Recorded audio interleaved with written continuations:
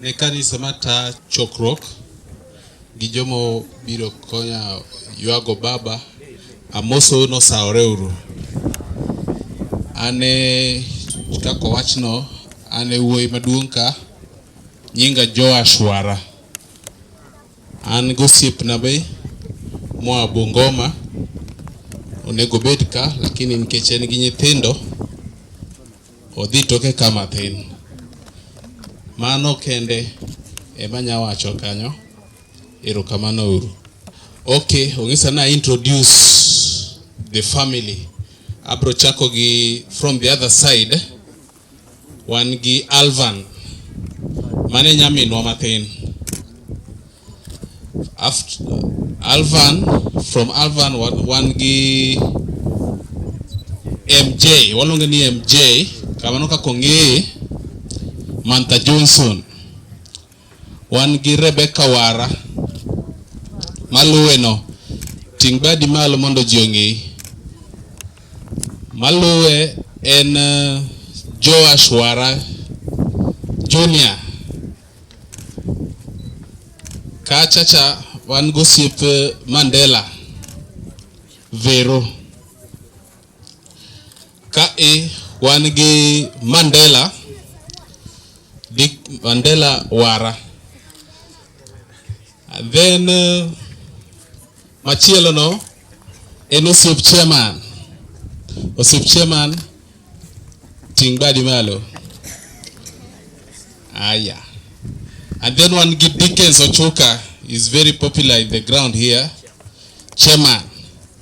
Nyinge menge ka en chairman hiro. Malo eno kore osiep na ilonge ni Evelyn from Bungoma. Erokamano uru. Hiro. Jaduong Johnson Ajowi Wara, son of the late Chief Joash Wara Oronga and the late Mama Rebecca Wara, was born in April 1952. School. He was a brother to Margaret Mbusa and the late Elizabeth Olo. School.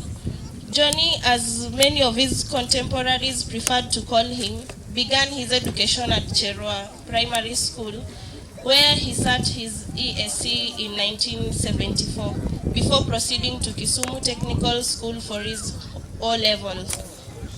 2 years later, Ajowi began his career in 1976, securing his first job as a clerical officer, but this never made him comfortable like most of his peers. Armed with nothing but lofty dreams and determinations of a focused young man, he sacrificed the little income to further his studies, albeit privately, to become a full-fledged certified accountant, a long-time dream. This landed him a more befitting job as an internal auditor with the Ministry of Finance.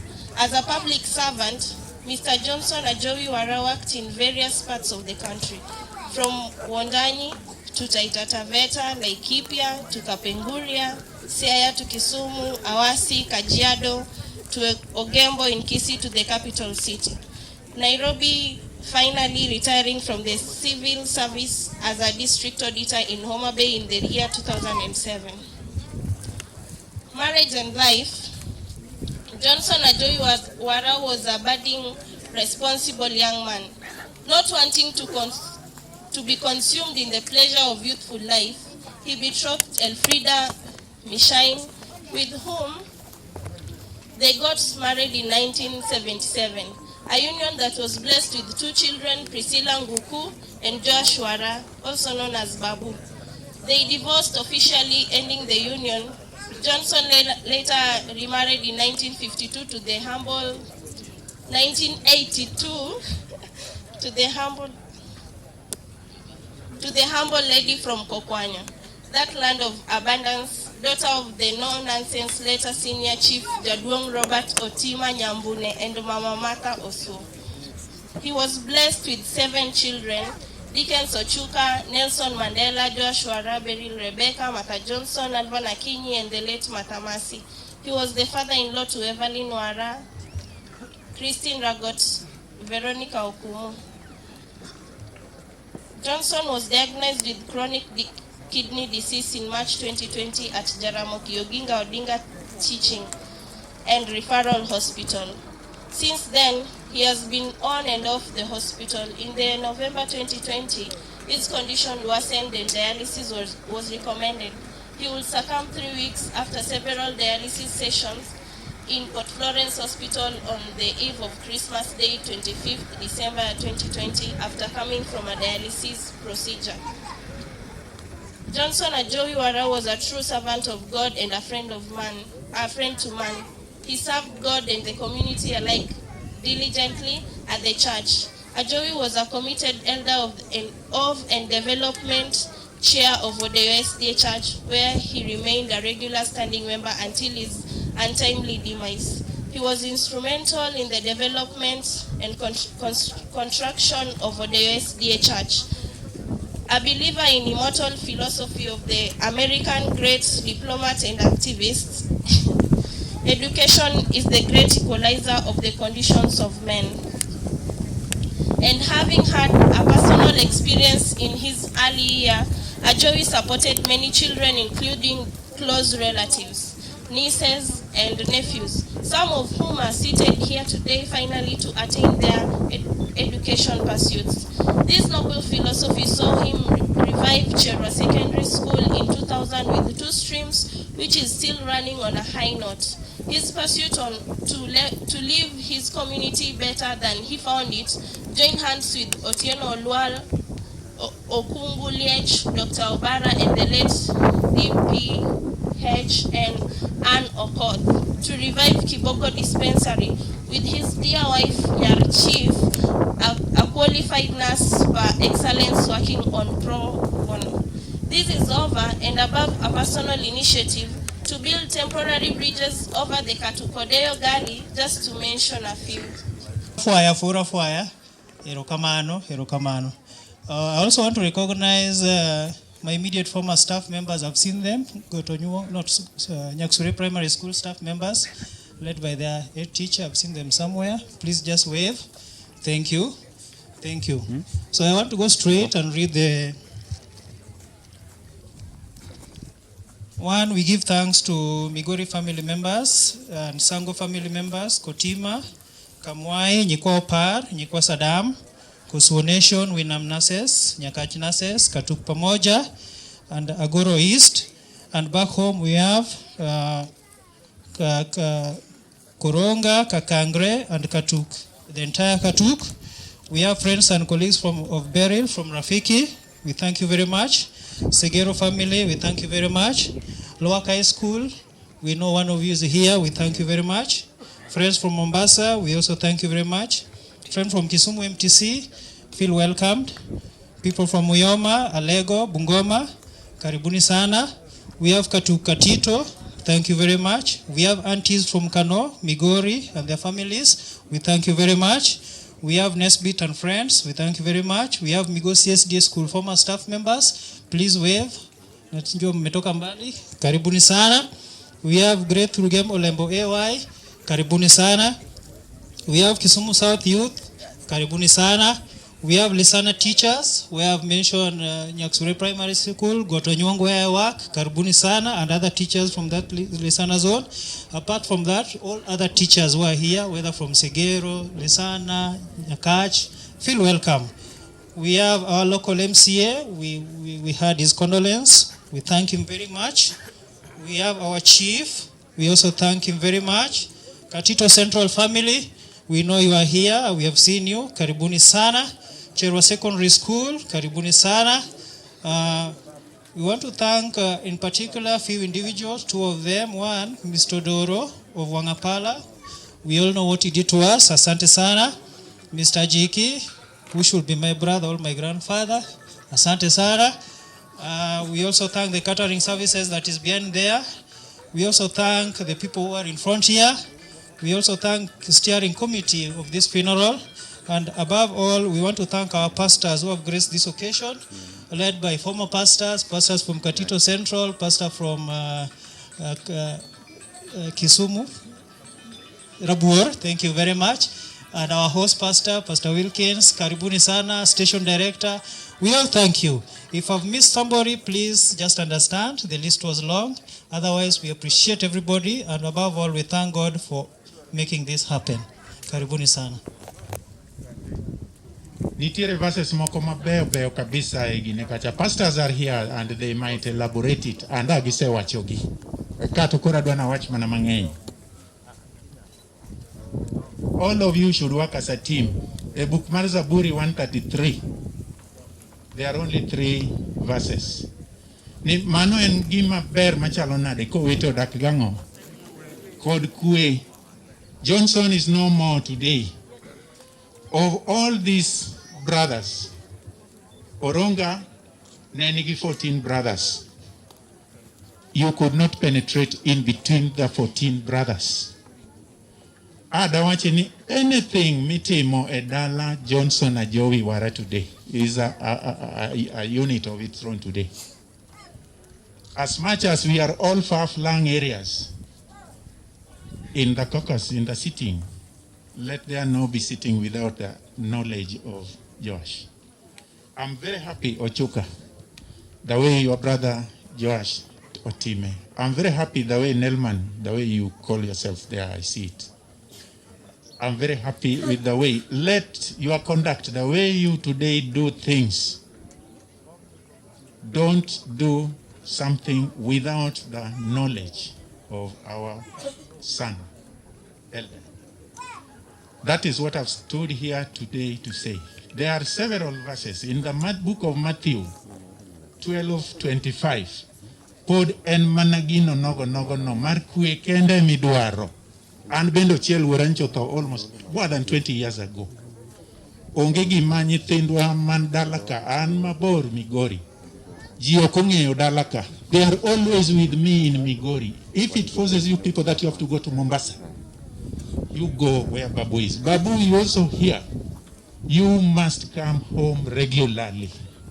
Pastors, tijote ang'wen bende wache. I don't want to say, unyalo bro yao ne nyithindo. Wuora no weya gi wach Kristo to be moserito dalawa madongruok otimore. Please, you people come up. Pastor Malunga Joey no wadgi will also guide you well. Kapo ni magi weche ga mang'eny to ng'wonna.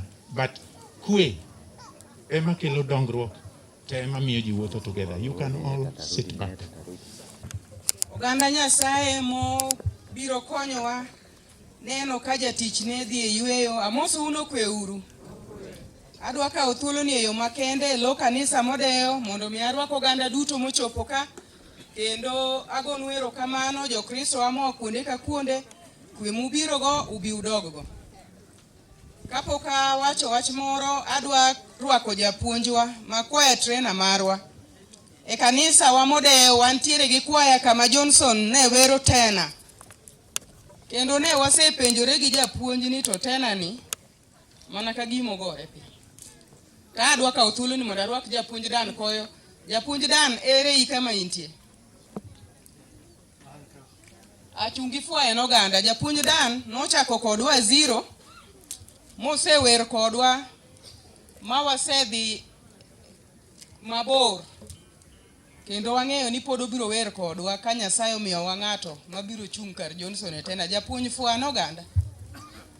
Japuonj Dan koyo Kanyaluo. Kanyaluo. Nying Yesu amosu no kwe uru duto. Okwe uru kendo. Erokamano. Mogik adwa wacho ni weche duto mowachi kuom jatich Nyasaye Johnson gin adiera kuom tekre mosekete od Nyasaye. Kinde duto mane igero kanisa no, kuwachake ane mane an jakwath maduong', kuwachako foundation. To watiyo kode komanyo welo left and right. Gi joma moko matende magodeyo man ka nyaka maonge ka. Okadwa luongo nying ng'ato ka ng'ato. Osetiye od Nyasaye gi tekre nyaka koro chopo kama koro no ninde ni.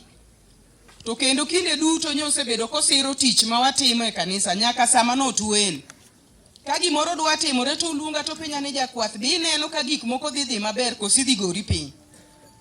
Takone ni jaduong' wadhi maber ok wagore piny. takwano ne kaka gik moko dhi. Kata kwadwa bedo gi welo, be welo dhi bedo maber de. To kata kanyo otuo ninde kom ka, to samoro akone ni weya wan maber, to wacho na pana, kaw pesa na ni mondo imedi ei pesa jokristo go. Mondo jokristo gik moko dhi otimre maber. Mana wuoyo tich ne kando gi weche magero kanisa, mosewachi ni okedo kon gi koni ka watimo rambe, koluongo wedene kod osiepene mondo konywa rambe ka wagero kanisa. Kendo ene okang' mane wan gi chenro mamoko mane wadwani watime kanisa no. Pok ochopo okang' maber nwa ka en gir Nyasaye ma walame Nyasaye kendo miyo Nyasaye duong'. Ka ebe ne ene chenro to sani ochopo. Ok wanyal geng'e mondo kik onindi, to Nyasaye biro kelo ng'at machielo mondo tim gik mabeyo manyocha timo. E thuolo ni Johnson ne ok dwa gima gore piny.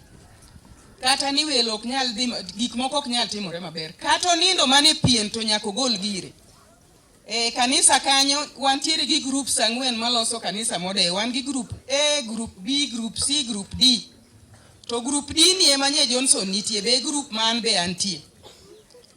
To kanisa bong'eyo ni group D no ongoke nitie, ongogo nindo. Koro wakwayo Nyasaye mondo mi ongogo machielo. Nikech nye waluoro gik ma miyo kanisa Nyasachwa nyinge ok dok piny. Nye wagombo gik ma miyo nying Nyasaye nwang'o duong'. Ka wan go wadwa ka, koro en pigo ne kanisa, to Nyasaye nigi yo machielo. Nyasaye nigi yo machielo. Mama Pamela Benika ma ok osebedo ka dok chien e tich Nyasaye. Samoro kata Johnson owacho, to kubiro mon moko jopingo kata ka chogi ogolo gik madongo kata ka chogi wacho gimoro. Ti yudo kochako siro mowacho ni jaduong', an benda neno ni amed kata gini, dong' manen gweth. Wan gi yie ni Nyasaye biro kawo tekre Johnson to medo kuom Pamela gi nyithinde, to kanisa chung' to nying Yesu nwang'o duong'. Adwa kawo thuolo ni e yo makende mondo kik aketh sa. Wachinu ni an jakwath Grace Ojiem, an achiel kuom jokwedhe modeyo, wan gi jokwedhe mamoko be ka. Akia ni jokwedhe manodeyo matiyo sani gi ma ok ti mantie. Fwaye uru badu mondo jok mubiro konyowa one oganda motelo ne kanisa modeyo. Jokwedhe modeyo kik awe makamiyo uthuolo, chunge uru mondo ufwa badu. Jokwedhe matiyo ka achiel gi jokwedhe ma ok ti. Aneno gi ka jokwedhe modeyo go, kendo ageno ni odeyo wan gi slogan mar nodeyo dongo. Odeyo no biro dongo e nying Yesu ka Nyasaye matelonwa. Mago romu e nying Ruoth Yesu. Kaka thuolo ni adwoko ne pastor microphone mondo weche duto dhi nyime maber e nying Ruoth Yesu. Nyasaye omed rito. Mama Pamela, adwako ni amora ahinya kod tich ma usetiyo. Jaduong' Ajowi osetuo kaka wan kanyakla, kendo nyaka sani kanyo koro oyweyo, to un pod udong'. Ngima unyaka dhi nyime. Wan jomo dong' kaka koro udong'. Pod wamora amora ka wan kodu kanyakla, nikech oka unyal dhi Ajowi. En koro un nyaka udong' adong'a to en mondo ywe. Ubende sachu bira. Kata an mabende wuoyo ka be sacha bira. Koro jomose yweyo, jomodong' wadhi nyime gi ngima kaka nyo wadhi ka Nyasaye waketo mbele mondo mi wahoch. Sayo gwedhu e nying Ruoth Yesu. Pastor Felix, karibu. Tainya ne jakwadha bende mowito baba, bende atimo mos ne nera Pastor Chando, amor karomo kodi pinywa koni. Wanauru malo gi wer, wawere mamit mahoyo chuny jowetewa makoro dong' gi kuyo wer 269 ka wayudo wauru malo wang' achiel. Ene program kanyo ing'e kanyo 269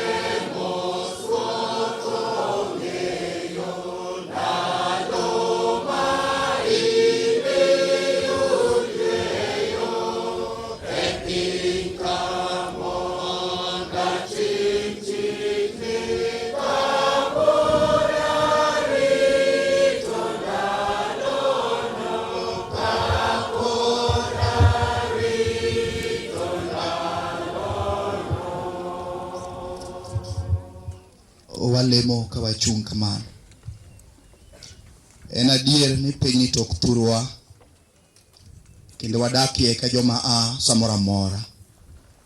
Bende momiyo wabiro mondo waku ganyuola mar Jakwath Ajowi moseyweyo. In kendi emidongi nyithindi. Bende in kendi emiyweyo pi wang' mosechwer. Emomiyo wachni kidwa wache pawni to waluongo teko mar polo mondo lor. Mondo it ka wi it kod chuny ka chuny mano winj wechegi oikwa ka wugot e bwo wang' chieng'. En adiera jaduong' ni wanindo ka ok wang'eyo. Kendo wuonewa bende wewa gi minewa gi nyithindwa mwageno ka wakia. Emomiyo Yesu wagombo padore kuomi sa kod sa. Mondo kata ka wan be wanyalo nindo wuod Nyasaye to waninde ka thundi molocho. Yie ka udi mochung' e pawni mondo il weche modhiro dhano wacho. Teko ni onenre chutho kuom yie e nying Yesu ma Jawar. Amen. Mondo koro wakwe warwak jayalo Winkins warwaki. Erokamano.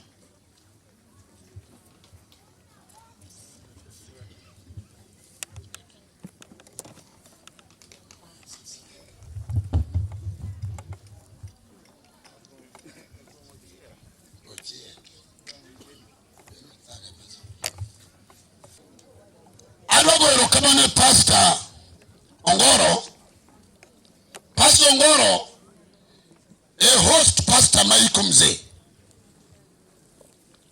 Ward Assemble Wangarot. Erokamano Mzee. Iko Pastor Mamigosi, iko jaduong' Migosi kabisa. Abiro ka gikonda ariyo. Achiel anusiep district Parodeo. Chakrodeo nyaka gunya kidonjo bingo malo. Joma noneno ni ka iko jaduong' Awino. Machor Fibi Nyakachi. Joma nochako neno ka biro mondo ane kama ganinde. Jaduong' manonindo kanyo ero. Sani nijode kabika ka jafeto nindo Mikal. Asengizo Pamela ni jogo both. Keja biro kama ngizo Pamela na joyo soka guok. Atero Kisii specialist. Mano ngama yot. Kigolo jatwe auditiri specialist Kisii. Don't joke. Jomano kungyo federal makoro onjinyoreka and his friends. Kana biyo makao Mzee. Ka chairman driver kimtoka Kisii town. Maneno kajo Daktari ni Yona Ajowi. Terugizo Pamela ni Pamela ukamuli pesa u. Teru jaduong' nyaka kan Kisumu kana Kenyatta Hospital Nairobi. Because then problem with kidneys. Manu siep moka nyalo we maka wacho unless I'm mad. Adwa iko jaduong' adoge barabara very fast. Katiko yala tuwaga wanambili Ngithi Ajowi. Wale mune family and then waje graveside. Kulwi kama intimo nwalemu. Jaduong' Mario Dongo. Ruth Maruodhi. Kalenda tema chugi mon inwe ingo. Kendo Nyasaye wagoni erokamano teko gi muya kuomi. Wan kodhi morem wan dio piro wagido pidi morem. Kendo sami kao giri kaka nupire idhi gadio nongo kama comment. Seka Mzee waonge wach. Koro wan mwadong puonjwa kaka wabedo marieke piny. Nyingi Yesu ma Jawar. Amen. Hallelujah, hallelujah. Adwa nyisi gik manu wang'oji kod kamonegi bede. Wang'oji kabru twi kamoloto jambo sani kamera ni bede. Achako gi buk ming'eyo kitabu mar Ayubu sura 1. Job number 1 verse 19 up to 20. Yasomo som kola Bible. To kane pok otieko wuoyo, kapok otieko loso, jatich mar ang'wen nobiro mowachone niya, jatich mar ang'wen obiro mowachone niya, nyithindi nende timo sawo e dala udi maduong'. Nyithinda timo sawo e dala udi maduong'. Eka lausi moa e timo goyo ot piny. Yamo biro maliet ma ok piedhogo bel oruombo gi piny te. Monego nyithindi duto pep. Adwani winj Bible mano gaset misomono. An kenda ema tony. Adwani winji dinaber kanyo. Omiyo abiro mondo anyisi. Dinaber kama ne keres no dena penyo news reporter ni eno sama gi ruombo di pinya where was he? Ngani koma ler yamo ne piny sani maruombo mier ruombo marach. Kendo go bidewi ibenye uhu ka hu. Yamo ne piny David olengo bedu mariek. Anu jangiyo igani kuchakore match. Then Kisumu Central Church. Kapunyo stewardship. Na kuri do Kisumu igani ega. Ya 2020 ani klemo. Biyo marat berujo lemo. Hallelujah, hallelujah. I don't read the Bible. Man, I got said for some no. Man, the Bible. On the several years ago, Moses, Makamram. Yamonia pin my lip, not bell, and Pedro Bell. Kata undoka joy Makawara. Auruka Linda Buriano will kiss Ojonia. Yamonia pin not Pedro Bell. Can you leave no come? Can let me tell you, will I be watching here? Can I know one? Several years ago, Yamonoka, you think the dog of pain, mother got it. Near Bible, Mr. Pasare, near Bible. West Prareo? Yes. Banga you no chu mo you lepe can you so cool mine go? We can you what chu, and what the side, or chu, or yet to let some. Neolilu we a poda, some penya uma. Some Bible, some. E kana wachonia. Right. Can you look a mama? Can look a mama. So neonge gimoro. Aonge gimoro. Ndu chir mato. Kero kabru wayo. Dokra dog gimoro. Katigaro to mansion. Oko betele sanduki odon kanyo. Kaseti komaga tu Camelot Samantin. Ndio ngudi wara mano keka keka chungo keka kukuta. Mano engineer malik. Nalo moko pagala nyaro Timothy na Gweno. Kawan kode wa chime mesa salange. Tuamo kanato tuamo yate bam Gweno. Mo kuyo kanama kulao. Akole ajoira lumpabela. Amelo loso Gweno very smart mo tuamo mo mi wa kare mo soup. Tongado tuamo no bam Gweno ya. Amelo watele ba ko le no gina I'm sorry. To Gweno ngi wa nyula kai. Imana no kibodu ara ma jesa nduk ni kia. Kelo ajo ino wa tena ina nyoni radio cassette ki go resa to. Ajo ma no ko ngomia ko ngane no radio. Igweno yot. Vina ruta chiel. Weta pargo chigo za kapario. E pinwa weta li bwoga da wadiki. Kada ili bro bwoga nyule, I'm telling you. So na Bible. Monario go no wuto kanyakla nyaka Bethlehem. Gidonjo Bethlehem, some. To kane gichopo kuno. Yes. Dala duto no bwok. Nimo dala no pogene ya. Monario go no bwogo jijo kama. Kadiringa we anware di apango. Pinbro tuogi mani bwoga nyule ni. Kenyogo ni kaji ni pato tek. Nakateka ni daka pango. Shame on you as a Christian. Pinbro tuogo mani bwoga nyule. Masine mo chunge ka wago bejani. Inyalo duo kabam ni konte rom gi chunge gi jo kama. Ni bwog society. Ngona rio gi no bwogo je kani. Kagi Bethlehem. Some Bible, some. Ni mondala no penjore ni ya. Mata ni no wanga ko sedu de. Ha bende Naomi adir. Some. To Naomi no wacho negene ya. Yes. Kikulunga ni Naomi. We ulunga now. Tiene ni ngama mor. I don't come more. Kulunga uru ni malit. Some. Nikech ngama nyalo gik moko duto setimo na malita ahinya. Ya sauru era luera kama rura more ugi match. Poko luero mi kak. Pastor Buya Pastor Zone. No ya no mnyoro kutelo kani pencheck kichi. Aye kodi budi wa husira budi kama sikara chwanyo. No ya kini ka pinyo check. You watch when I go there rock. Aye a chem, a methi, a nini. Kini parrot out of the box. Only. Biblia wacho ni ya. Some. Kama ne kaka Naomi noduogo ko e piny Moab. Some Bible. Gichi wuode manyar Moab. Some. Nigi chopo Bethlehem e ndalo michako e keyo shairi. Some Bible. Ariyo. Wait, bitigo some. Atiek. Mano Bible. Mano standard canonization. Mano Kenya Bible. Mano Bible. Mano muminya sai makroki. Chike ma Kenya ka osebero review. Chike nya sao tio kaka nonde ka gidonadi. Okebiloko katibe huka hu. Okebiloki. Kaka wate so chumuchu. Ilibiro to Bible to do. Mana kado. Wate ye West Market. Adiri Bible market. Acts number paragangwe. Tijoda paragangwe. Kala seto jo kama. To mumba wacho ni muya doki ruongo. to the boy to give everything dong eboliel.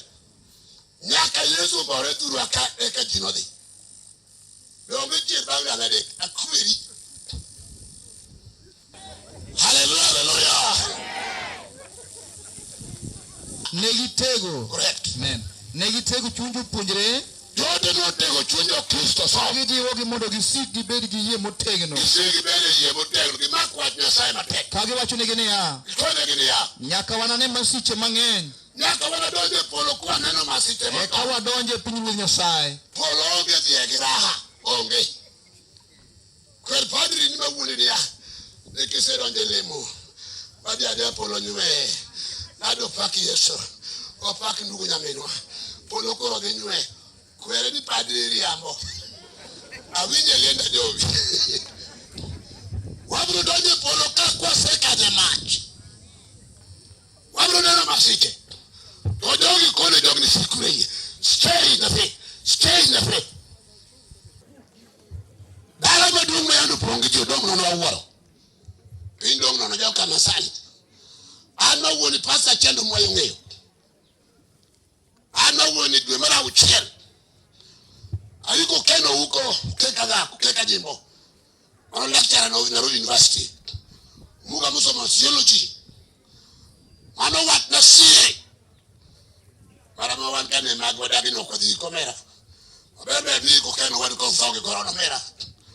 Ubiro gat police what? Police what? Jopna wa. Police mark. Ayuko mera moja Kenya Power Town. Adia ka somo na terele.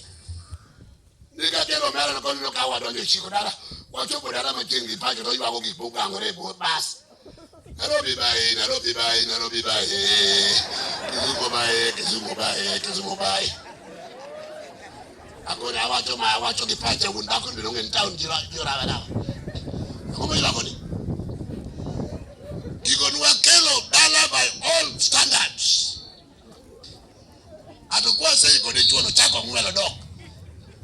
Watu ni kolo dog. Yelo ndio tae mbele kuja holi. Okoyo. Hemo mio kigonwa mo na dio kunwa chai. Bet Maria kibuti biloka. Jode chat musuru. Eliko ja point ma lesson study. Ano makawara yomuga makochumu nyinji. Ipo ndio lesson to. Chat lesson study complete. Uwena wulo jokama. Dikibazena na pini rolbochi. Diko moki. Kora duwe tuwe kamalot. Ronyaro tini digi kom kadwa ni nyomobru yuwagi. Kino kora moko ni lemoka. Ngato mwone leo sadi. Tonya muchai bukini kimandazi. Tozi uchimu. Kagwelu anize gala jomo bro yuwaksiye. Tokao bage nyozi. Satani shindwe. Ono tabia maraji. Bro talk which code. Hai tabia bo. Nyakuru don kai nyakuru is just about to retire. Keno just yo made Kenya medical. Use keno tiyo kwa adala. Mchero waka. She's about to retire. Yakanye tino chana. Kwa nyauru Pamela magoni ya rame kinji no mati ya ito ile manino. Wari bigi silinga bitch mingiyo kono. Roso muniko machue adotu hikamulot. Petro Mokongo chapter 5 verse 6.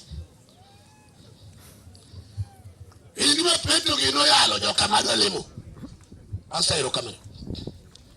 Petro number 5 verse 6. Petro Mokongo. Biblos wacho ne ya. Koro wina wacho. Omiyo beduru mamuole bolwet Nyasaye mantie teko. Som. Yoro sate. Oje mokube finyo ruwenyo jokama. Makata nyomo tamo gi. Nyombe motamo doka nyombe motimo lil otanikelo. Maur makorosagi budo chien. Ibi nyomba ngwa atura. Aon kero chibila. Aon. Dano chango ibe nyombi. bije dalani to kana nya wanje mikia ile moni tako with the church nonsense ngom chuo yuo dibugi na wan ni ka por pilo de che ibe no ndo mera e wono di tag long t-shirt ana ko truth mano ki monde ke bible kena ka se hallelujah asodo ko bura rego tiki ko una ka watalem stop kendo ka Daudi no amalugo kinyi wach mar Jehova no fwenyore ni janabi Gad wacho niya janen mar Daudi Gad en janabi koro wach ko wacho yes binyis Daudi niya is Daudi kama kaka Jehova wacho Nyasaye read this message aketo ni gik moko adek Daudi ka weche adek ma Nyasaye rago kaw achiel kuomgi ni mondo atimni kawa achiel mondo dhigo mi Gad nobiro monyiso Daudi wach weche mane Gad onyiso Daudi chokone niya yes higni 7 mag kecho mondo omak pinyu ibiro go toro kiwango makama ni bari 7 years Daudi chico abiro go toro 7 years mano kecho kan di chango jo mano kakao stop koso mondo ring e nyim jowasiki nyaka dwe adek kapod gilawi ibiro lawi anyuola nyaka kar tich Daudi wacho ni mano de kecho kakao mar adek wacho niya koso tho malich mondo obedi e pinyu nyaka ndalo adek to biro chwadi nyaka gunite for 3 years mapacho dung le bolo mano be Daudi wacho ni kech sar koro kende ne wach monego adwoki ni en ma noora tege mo Nyasaye rago yier piyo adwoko wach Nyasaye Daudi noluwo ni Gad Daudi tingo dhogi wuod Yesu koro Nyasaye ane dhier maduong' at Nyasaye ane tabu kana sabi bile ne ane chandok tayari ane gi dhier mapek nyithindo ok onge ole kuma te moya skul onge wangi moro e od gi kaka wuoyi wuon gi nyiri be nyuol kuma kate aonge rieko kata chiel one tiyo marach be ochunge tich koro ane chandok tayari gimitimna ga lokni Nyasaye wach kama we mondo wagore lwet Jehova yes miwafu mare maduong' Yena mondo Daudi Gad dwokne Nyasaye wach agora lwet Jehova nikech miwafu mari duong' I praise God for that ano gima Daudi ke Yesu no kon Gad adwaro lwet Nyasaye jo kama miwafu mari duong' kikalware lwet dhano soma ne kan som owacho niya yes we agore lwet Jehova miwafu mare duong' yes so kik mondo agore lwet dhano so Bible dhano gima ditimne ng'ato onge kata jo siasa mamiyo je gonyo jika 1,000 ka ng'ato mi nogonyigo kwan pogana 1,000 gi 5 years mogiti parliament anu mi pesa di parao lokni ng'ato wadi padri mara romo gelena jo makawaro wacho ni use your common sense if you are a politician don't joke with voters so don't call you ya uniwango yore modinore yaka warom 2022 engedis mutawar so don't call you ya uniyore modinore yaka warom 2022 engin Kristo Yesu amen wa demre walam Nyasaye ma jahera ngiwa mwaneno kaka tho en waneno kamigolo wae kokalo kuom tho malich mar wuod Yesu Kristo mondo ni koro wan wago erokamano nikech thoni to tho mingo erokamano ka jatich notieko ng'weye piny to lich adier to mabernwa ni ng'wech wadhi tieko pacho dala kuma koro onge lit kata kuyo wan mwabedo jonenogi Nyasachwa gimomiyo nichiwo en mondo waluori wawinj chikeni walami miwa rieko no duognwa nolal sama nochamo olemo cha amina kato dhano dong duk mane duk madongo e obwongo koro waluwo bang' pesa kata siasa gi gik moko mokonywa kar luwi Nyasaye mangima miwa rieko mondo waneni mondo miye bedo wae liel malich machalo kamani wasudie machiegni kodi dalani wakete lweti rit oganda modong'ie ng'adne gi rieko kama ne jaduong' ng'adoe mondo gine ni ok jaduong' ema ng'adine manitiyo gi jaduong' mondo mi dalani ochom kama owinjore jawar koro rite osiepe gi wede joywak duto miwa wuoth maber kwe marum dala ni nying Yesu Kristo mowarowa. Amen.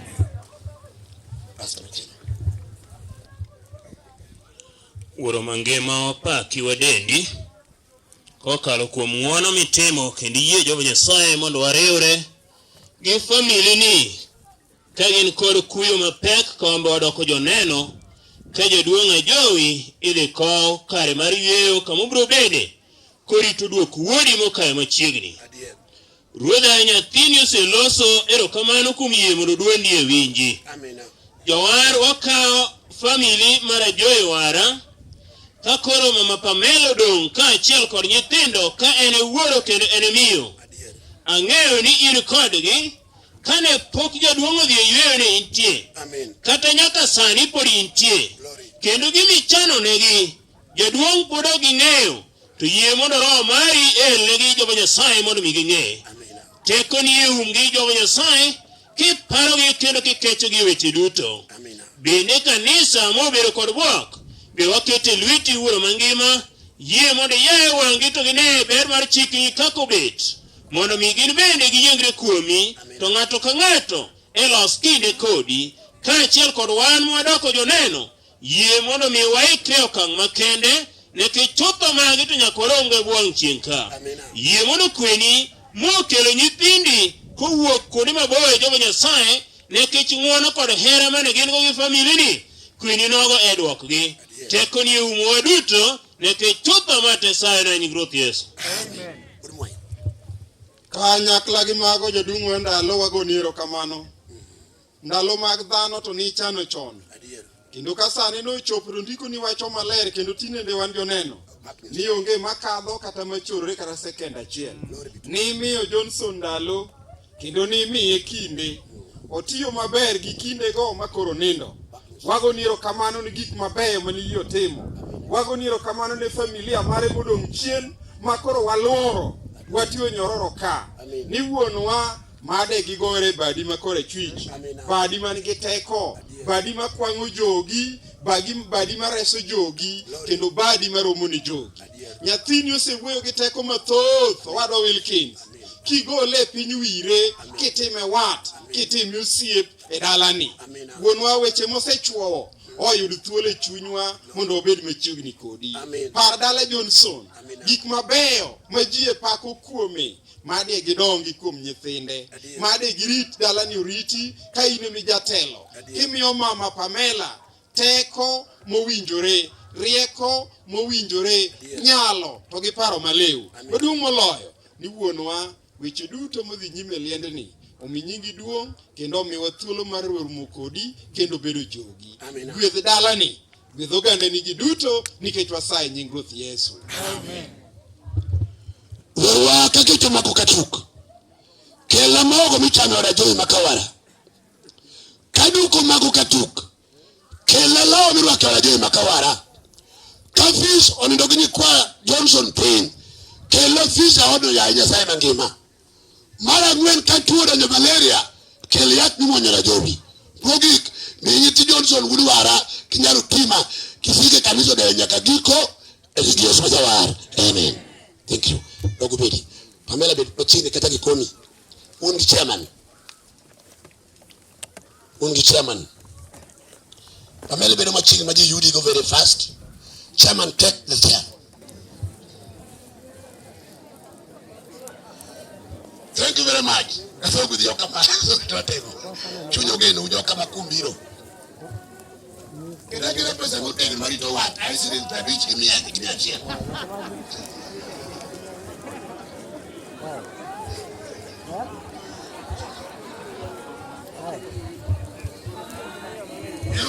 Kama Pamela ni very keenly. Talk with the yatewa kumbe ni wale. Kama ndio madongo mabiro boy, I agree with you. Ago mimi ndio amali mobile tande mbele karabada on the left side. Tumubile bado pin mano zambi, mano richo.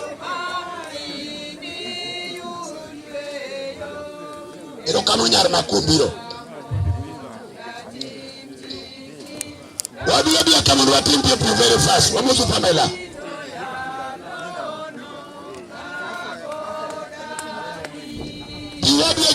cha ye na ule line kajo makao duma namba ilo kamuni jiyo luoko mchungu njigo thank you very much mane kaka dide jiyo waksani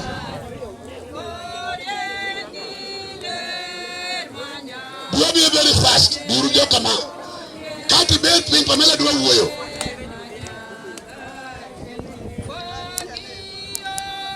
Pamela dua uoyo just sit down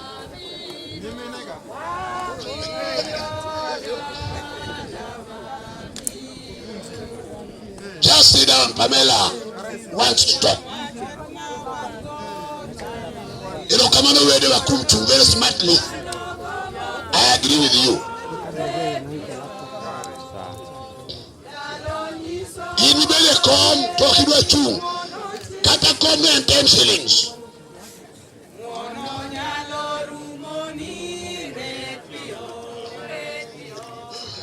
Ulongoro wa wile kabeka thank you very much you are say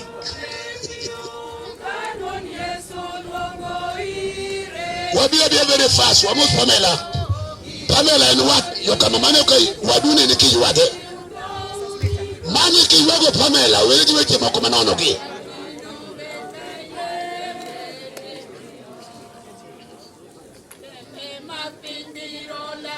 Wabia very fast wale tulijo kama Pamela rangi jomo bulu iwagi nyarotima Miriam Morat Ibe yuji iwagoji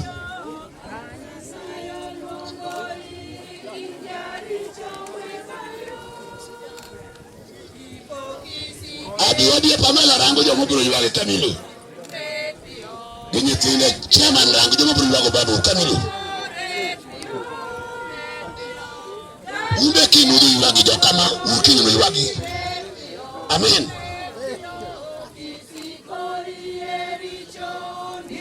Kiwagi wadu ende kinu iwagi king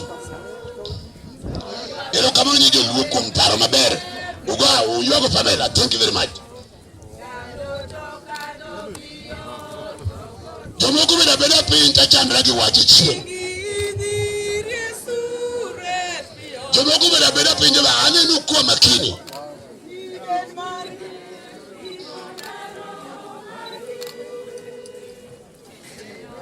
Yaro tima na yomu buru iwagi nyatewa kakaji iwag Pesa moki iwago kupa Pamela dilale wanga yosani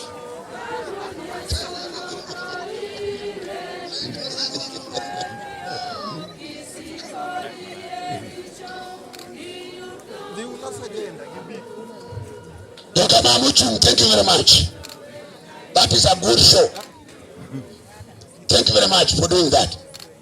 Pamela ngine nana nurses gi you plunge chairman ngije plunge mzee babu inayo moyuwa gi mzee.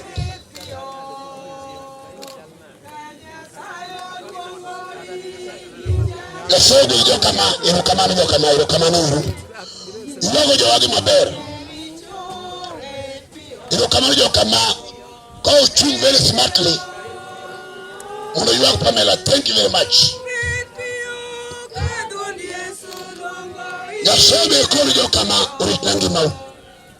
Asante. Yuwa daktari, thank you very much. Ya shobe kodu. Iganira tuwale mrujo kama Saronia. Okay, happy new year, but then happy problems. Happy new problems. Kilongo igani happy new year, then you are lost. It is a happy new problems. Ya shogo ijo kama miro mama unwari tu ijo kama. Ya shogo do work ma very smart. You know kama no you for coming. You have Pamela very smartly.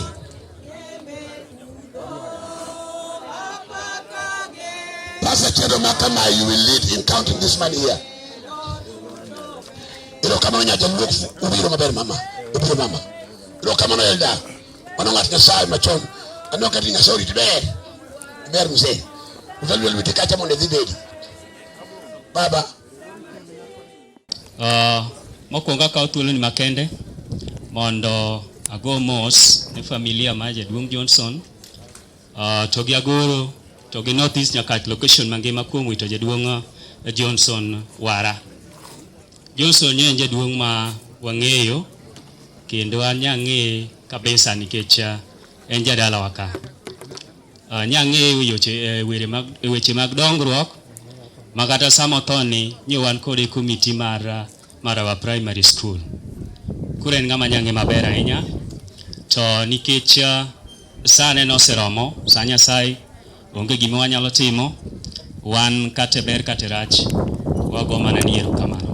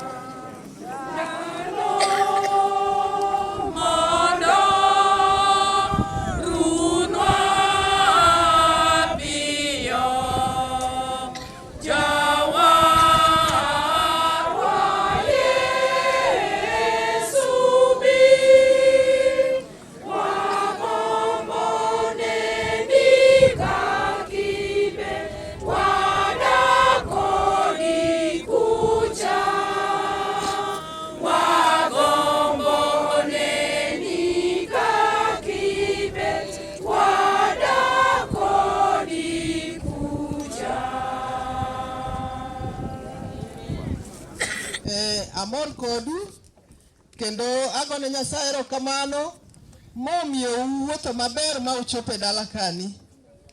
Amedo gone Nyasaye erokamano kendo kuom telonu nyaka seche makamagi.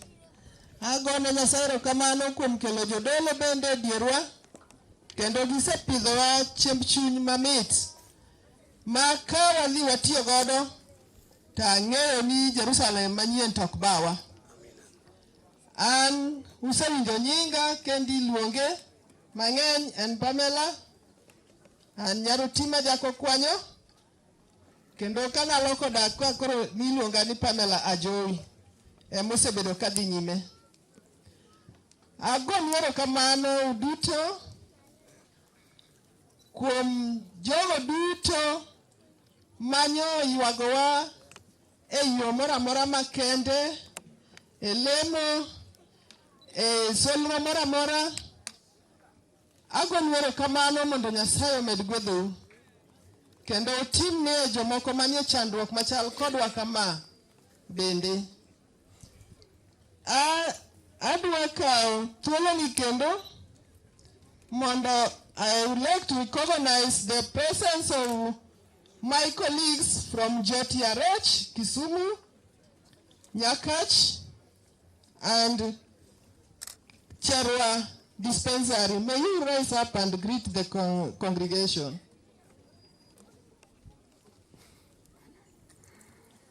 Asanteni sana, feel welcome. I'm seeing the JTRH people. I saw the two of them are there, plus my friend, Alice, Karibu. Kebago, Karibu sana if you are there still. Thank you. We normally joke with her when I was at JTRH, and we still joke like that. That's why I'm calling her Kebago. But she's not a Kebago generally. Agoro kamano bende ne CHVs Macherwa hospital aneno ka Mose Uruji magi minago gin mine malich ahinya kaluwore gi tich mwatiyo. Agoro kamano kendo ne Modern Group mabende nochung' kodwa kani. Agoro kamano ne katuk pamoja at the diaspora. We recognized what you did to us and we appreciate. Agoro East, agonwero kamano. Kokwanyo, we have two Kokwanyos from my home and from the pastor who maneni kama officiate the ceremony, Pastor Achando. Agonwero kamano maduong' kuom biro kendo kuom nyiso wahera e yor donation mane utimo. Agone joko kwanyo bende ma onyiwalana mar Kotima kuom biro kendo mama agonwero kamano maduong' gi gigo duto musekonyo watimo kani. Kanisa mar Odeyo bende agone giero kamano. Gisechung' kodwa nyaka ne chandruogni bedi kata ka chandruok pok obet. Ne gisebedo ka gichung' kodwa e yor lemo kata mane e yor donations moko kaka ne wawuotho kwadhi hospital. Agonwero kamano. Agoro kamano ne pastor marwa. Mad Nyasaye gwedhi pastor. Sebedo bende kilimowa kanyoche Johnson tuo. Agoro kamano maduong' ne nyikwa Opar. Uwinjo Johnson en kanegi mama ne Nyabondo Koguta. Gisechung' kodwa ka matek e yor lemo kende yor donation. Agonwero kamano maduong'. Mad Nyasaye gwedhu. Ero kamano machielo agone josango. Machielo agone nyamera man tiere Migori kata mabende wadagode kor gweng' Mama Naomi, my sister. Ero uru kamano. Jopuonj Macherwa secondary gi committee members board chairmanship mar Jaduong' Walter. Agonwero kamano. Ero uru kamano maduong'. The Rafiki friends of my daughter, we are very much grateful. We worked with you that journey, especially when we were arranging for this burial. Thank you very much. Erokamano machielo agoyone Kosuo Nation. Mama na en nyar Wagwe, en nyar jaduong' maniluongo ni Joseph Osuo. To gimomi iluongo group no ni Kosuo Nation oduong'. Jaduong' no nonyuolo nyiri mang'eny. Ting'e ni kosenyuol nyiri mang'eny to gidhi kendo ginyuolo nyithindo. Kane gin nyiri 15 to moro ka moro nyuolo nyithindo 4 mano donge ge en a nation. Ma koro nyithindo go bende chako nyuolo nyithindo kaka koro mekagi. Mamoko kaka mekagi bo chako nyuolo nyithindo one in that group mar Kosuo. Agon wero kamano kendo ka nitie representatives kata jogo moa e Kosuo Nation. Agombo ni mondo chungie mondo umosi oganda ni e yo makende. Kose gisea. Very good. Thank you very much. Eroru kamano. Mago nyikepe Osuo. Ka we have one uncle manoji wa mondo wabed kwangere nikech ka wasebed a nation like that, it is easier mondo relatives to marry one another. Mane manomiyo chak that group mondo kikwa that messing up kick bed. Aguero kamano maduong' ne familia mar Mwalimu John Odoro. Osebedo kodwa kendo mad Nyasaye gwedhe kanende omiyo wa bas manyotero wa omo osiepne. They have been friends. They have been working together in the development of Agoro East. Eroru kamano. Erokamano ne nyiwende na ne ochega moa kuonde mopogre and nimewashukuru madada zangu kutoka Bungoma, from Janet's side and from Evelyn's side. You are welcome.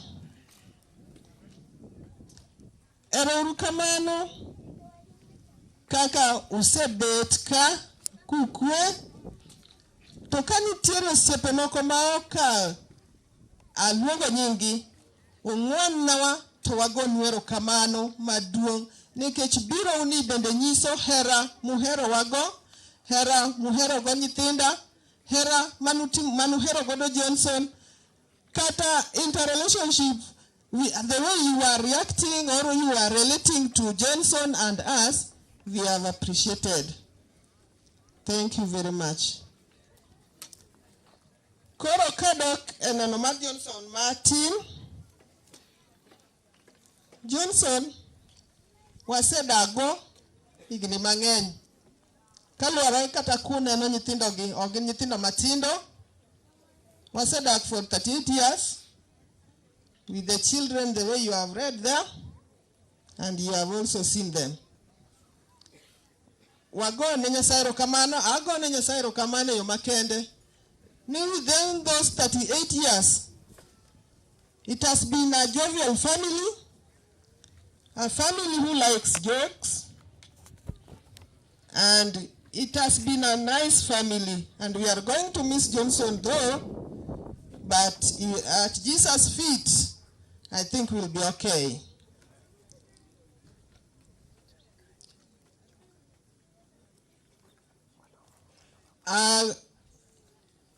Oken yot katamatin wasetagre kode ethieth left and right, kendo health workers, my colleagues, they have been lenient on me, especially Isaiah, whom we are working together with at Cherwa. I'm very much thankful. Anytime I call him, even at night, that tomorrow I'll not be at the workplace, I'll go to Kisumu, my husband is sick, he would always tell me, don't worry, I'll cover you. And I've appreciated that.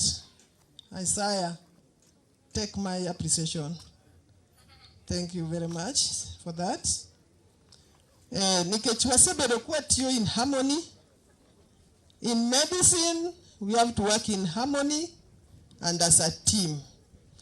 That's why the team from Jotiarech and Nyakach are seated up to now when it is late. I've appreciated that. And when you go back, tell the other colleagues whom you represented that I appreciated your coming and your donation also. May you be blessed.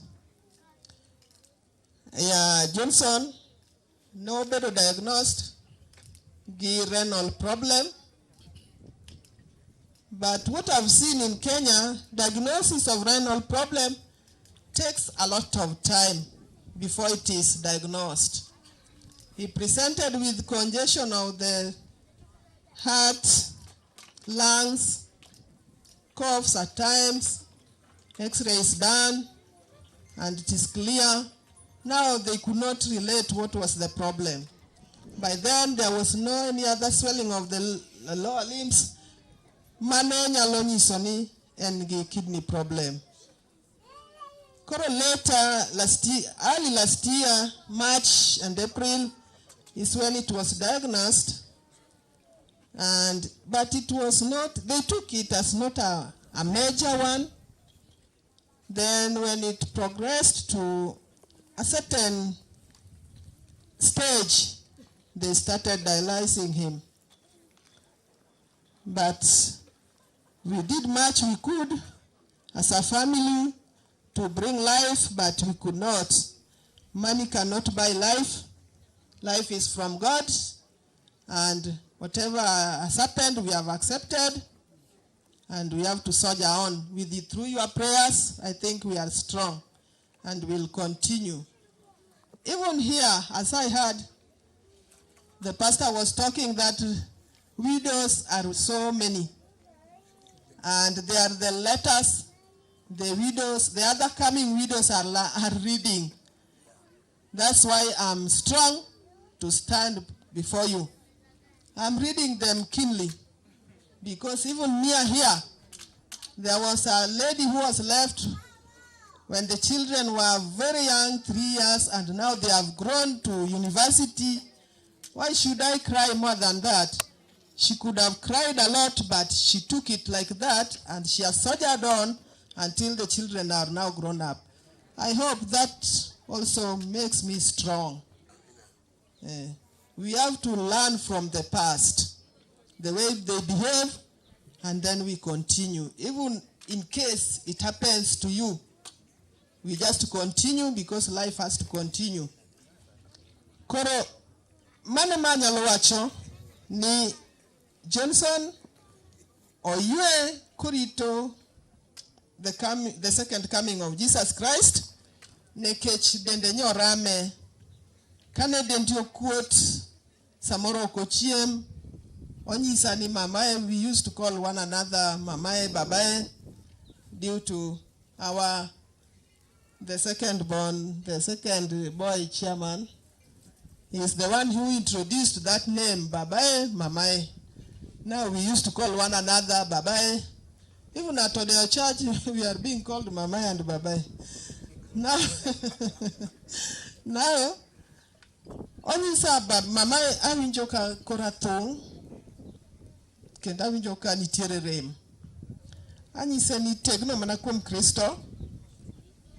We have done much, and the doctors are also doing their work. I think the remaining part is for Jesus. You soldier on.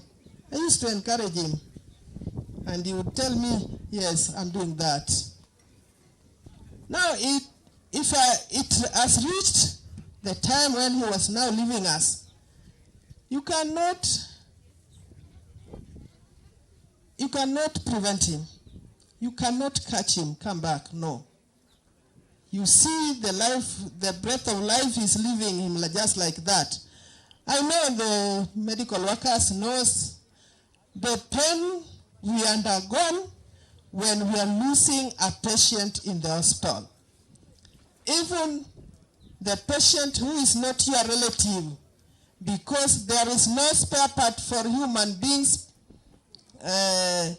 parts. You see him going and you would not wish to him to die. But because there's nothing we can do, we try our level best and they leave us. That is the pain I undergone when my husband was leaving us. Though I was not alone, I was with my 2 sisters and my daughter and my son. They were present. Now, I had to be a bit stronger, although it was painful.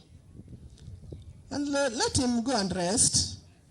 That is what I can share with you. Koro kaudok dala, kaudok emiechu. Akwayo Nyasach ng'wono, Nyasach hera, Nyasach kwe. Mamiyo ji wuotho mayom gi geche madhane moloso.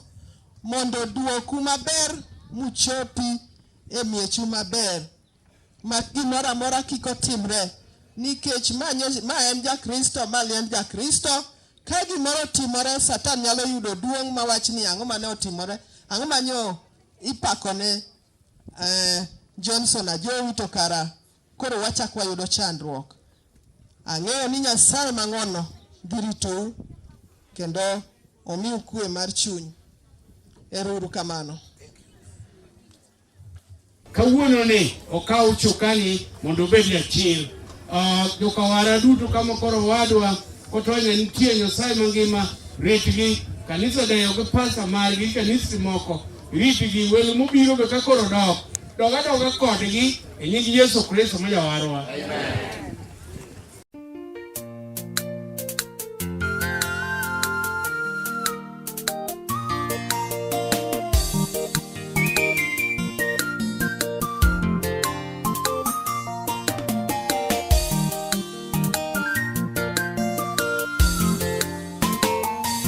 Nimekukosea Mungu kwa vitendo nazo fikira zangu. Ninakusihi Mungu wangu, nirehemu nisipote. Nimetangatanga katika dhambi na kusahau maagizo yako. Maisha yangu yananishangaza, nalala kama wenye dhambi. Nimegundua Mwokozi wangu, bila wewe nitapotea. Bunga Jovi nitie, the husband, in fact, ibiro miss, ni okibinene kuwuotho, but entie. Nyaka Yesu Kristo. Omiyo, kama koro entiere ni, kik wabed gi taro, kik wabed gi kuyo. Ng'e ni waonge kode, to ka Yesu biro to romo kanyakla. Omiyo, nyaka chieng' kato bedo ni chal nade, wabiro ywak, wabiro gombe, wabiro mise, but we know where he is at from the moment until Jesus comes. Mane gimowe ni Yesu. Ero kamano. Walemare. Jehova ero kamano. Maendi en jatichni, maendi family ni, maini wuoni ne mani loso e dala ka jaduong' Johnson. Yes, ka jatichni Johnson koro osetieko wuoth ma e piny gi tich mosetiyo matek. Koro yweyo. Mana kaka wan bende tije ma watiyo ni Nyasaye matek. Ikwane polo malo. Family ni bende biro tiyo. Tije ma gitiyo bende biro rumo. Ka gisetiyo matek, magiduti rekode polo malo. Nyasachwa kae to gikone wabiro yweyo kaka jatichni oseyweyo sani. Mama Pamela biro yweyo bang' tich matek mana kaka jaduong' Johnson. Nyithindo gi duto biro yweyo kamano nyaka kawan. To Nyasachwa ni kiduogo to wabiro chung' ka itieko teko mag masiche mag mirima ka wabedo gi mor mar romo kod malo gi joma manosenindo. Yie mondo mikoro teko mar yonen ei seche ma jatichni koro wadhi keto kar yweyo e nying Yesu Kristo ma jawar.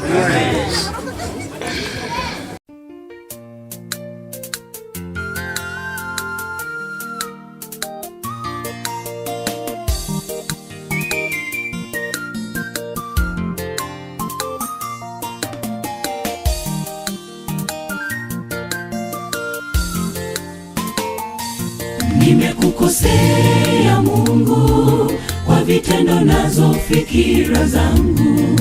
Ninakusihi Mungu wangu, nirehemu nisipotee. Nimetangatanga katika dhambi na kusahau maagizo yako. Maisha yangu yananishangaza, navaa kama wenye dhambi. Nimegundua Mwokozi wangu, bila wewe nitapotea. Nimegundua Mwokozi wangu, bila wewe nitapotea. Nimekukosea Mungu, kwa vitendo nazo fikira zangu. Ninakusihi Mungu wangu, nirehemu nisipotee. Nimetangatanga katika dhambi na kusahau maagizo yako. Maisha yangu yananishangaza, navaa kama wenye dhambi. Nimegundua Mwokozi wangu, bila wewe nitapotea. Nimegundua Mwokozi wangu, bila wewe nitapotea. Mwokozi wangu, naja kwako, nimelemewa na dhambi zangu. Nioshwe tena kwa damu yako, mimi mfungwa wa dhambi. Mwokozi wangu, naja kwako, nimelemewa na dhambi zangu. Nioshwe tena kwa damu yako, mimi mfungwa wa dhambi.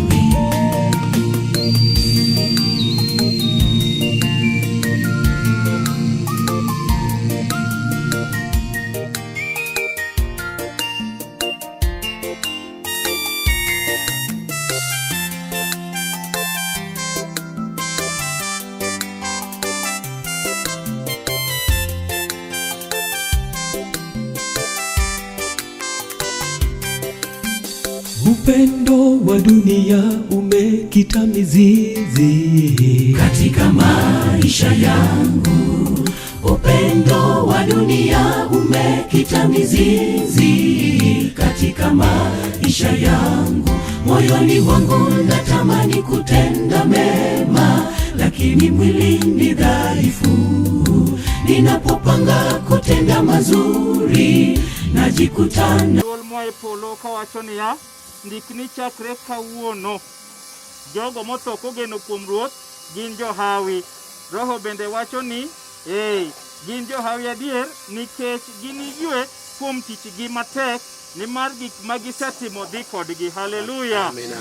Nyasaye oyweyo mago ma ji pod nyotimo, gik mabeyo mani pako ka. Ng'ama chiele manyalo timo en to koro konyal. Adana wuok kodin ming'iya, adana wuok kodin mineno. Kako dhini, ka Yesu kodugo kiny oru chakre chieng' manade, in gi an noluor liendwa kamae gi joma moko mangima. Penjo en achiel, ni sama ineno ni ang'o mitimo e winjruok mane kindi kod Yesu Kristo. Sani owadwa ni we can't change anything. Onge. Buge oselor, okiyodok Yesu Kristo mar ariyo. Bugi pod oyaw. Nyalo bet ni ine buk mar paro. Nyalo bet ni osekete bu ngima. Nyalo bet ni sewuok kanyo kendo. Los kindi, alos kinda kod Nyasaye. Mondo chieng' chako biro piny ruodhe. To kanyakla gi Nyasaye, liete gi nomuki. Kendo nigibarre. Eka jaduong' nokawa kawadhi dala. Yiero en mari. Ka kamano to buk mogik asomo e buk mar chakruok sura ne 3. Kae mane wacho kethore. To gima mora ni kwachopo e buk mar Johana, to wachako ayudo geno moro machielo. Ndiko ma Nyasaye wacho sura 3 achako wesna 17. Eka Nyasaye nowacho ni Adam niya, okwong lo nikech in nimar niwinjo gima chiegi nowacho ni michamo olemo mane okweri ni kik icham. Koro inibed kitiyo matek kuom ngimani duto mondo lo onyagni chiemo. Enonyagni kuthe gi riegni kod buya. Kendo inicham mana alode me thim. Inicham kuon gi luya nyaka idog e lo nikech kanyo ema nogolie in lo. Omiyo kawuono ni wabedo janeno kalo dokumlo kae e kama no gele Nyasaye kendo koro kae modoke in bende gi an king kapiny noru samoro wanadhika waikre nikech oking'e odiochieng oking'e sa oking'e ndalo Nyasaye gwedwa en Ruoth Yesu joma nyalo keto lo nyalo keto dhok en kwer moro amora. Upendo wa dunia umekita mizizi katika maisha yangu.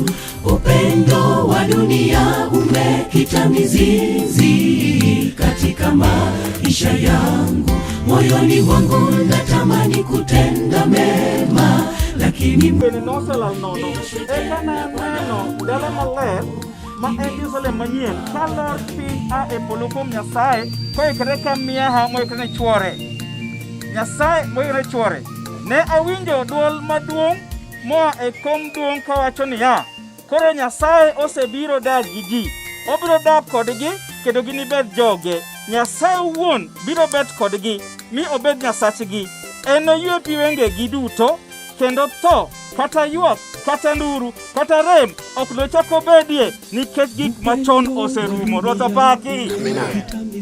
My dear sister, rem mani wacho manera moja duong' ok nochako bedie kendo. Yes, ok nichak idong' kendo chiliel nikech Jehova nobed chworwa. En adiera nok nodog kiye nikech Nyasaye nobed wuonwa. Aduna nyiso ni Nyasaye awinjo kacho maber nika moko nowe katindo an achiel kuom jogo. An baba notho ka jagabinyo to kawuono nitie kar kae an higa 47. Nyasaye osebedo jakora. Bedo gi chir nikech okiji maber biro e nying Ruoth Yesu. Pastor Salim. Kawachung' kama wiwa ochomo polo kadundo mwayweyo to ine mike ema ni nwang'o ni mondo mar owadwa koro we tich walore piny kwang'iye Nyasaye magibet koro kuino chung' e liel ka wan mwachungi wan mwang'iyo ni waduto mwadong' kwangima chieng' moro kiduogo ni yudwa kwangima kata ni yud kwanino to ni chirwa mondo wariwre kode madang' mwana ni obede nyar kokwanyo gi nyithinde gi nyikwae gi jokawara mangima gi jokristo mangima kod joneno ni waduto wabedo joneno wadwa nindo makindo wakia wabedo gi yie ni nitie kendo rito joma ngima jomokadho wuodhgi orumo gichopo e bus stage margi joma pod odong' poringo ringe kodwa gi kwe ringe dale gi kwe nying Yesu manyawa amen. Machielo mochako dong' ewa konsoton kodi lemeot but ne wasiti kukachacha mama koro weche duto wawene Nyasaye wawene funde mondo titijegi mad kweny ma Nyasaye dhi kodwa e nying Ruoth Yesu amen. Iko rumo kikanyo na dhambi zangu nioshwe tena kwa damu yako, mimi mfungwa wa dhambi. Mwokozi wangu naja kwako, nimelemewa na dhambi zangu, nioshwe tena kwa damu yako, mimi mfungwa